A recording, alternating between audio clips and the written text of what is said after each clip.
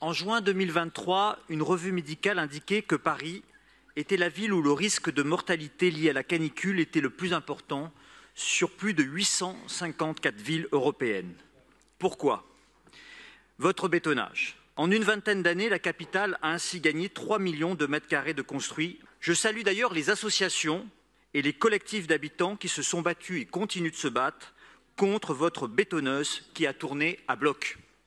Oui, avec ce PLU, vous nous assurez vouloir dédensifier la ville, mais vous poursuivez votre politique d'hyperdensification et de bétonnage au détriment des espaces verts et de la qualité de vie des Parisiennes et des Parisiens.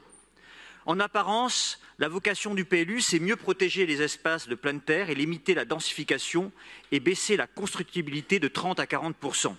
Or, règlement peu lisible, nombreuses dérogations possibles risquent de conduire à toujours plus de bétonnage, à toujours plus de surélévation des dents creuses qui deviendront donc la cible des promoteurs immobiliers. Rien n'empêchera l'exécutif municipal de continuer à voter en Conseil de Paris des dérogations pour certains projets urbanistiques. Il aurait fallu ajouter un vrai dispositif contraignant afin de pouvoir en finir avec les tours à Paris et limiter toutes les constructions au gabarit haussmannien, à savoir 37 mètres maximum. Le PLU prétend préserver les cœurs d'îlots, mais permet en parallèle de construire plus haut. Que direz-vous lors de l'inauguration de la tour Triangle? Nous sommes écolos, mais pas totalement. Comment pourrez-vous justifier ce choix? S'agissant du logement, que de contradictions encore. Comment conjuguez-vous l'objectif de rendre Paris plus vert et l'objectif de 40% de logements publics en 2035? La superficie de la capitale est limitée. Votre politique de préemption à tout va déséquilibre déjà complètement le marché immobilier parisien et vous consacrez moins de 1% des parcelles pastillées à des espaces verts, pourtant indispensables dans certains quartiers de la capitale. La priorité devait être la rénovation du parc de la ville et non le pastillage, alors que beaucoup de Parisiennes et de Parisiens vivent encore dans des conditions indignes en raison du retard pris. Ou alors transformer des bureaux usagers à l'activité économique en logements, pour plus de logements pour les Parisiennes et les Parisiens. Le pastillage pour le logement social, je voudrais en dire un mot. Par dogmatisme sans doute, vous n'avez même pas pris la peine d'informer les propriétaires des immeubles concernés. Enfin, en matière de nuisances sonores, le compte n'y est pas non plus. La commission d'enquête considère, je cite, que la ville sous-estime les niveaux de bruit à Paris. Elle s'est également inquiétée des possibilités offertes par le PLU bioclimatique sur les toits, notamment concernant l'aménagement de nouvelles terrasses.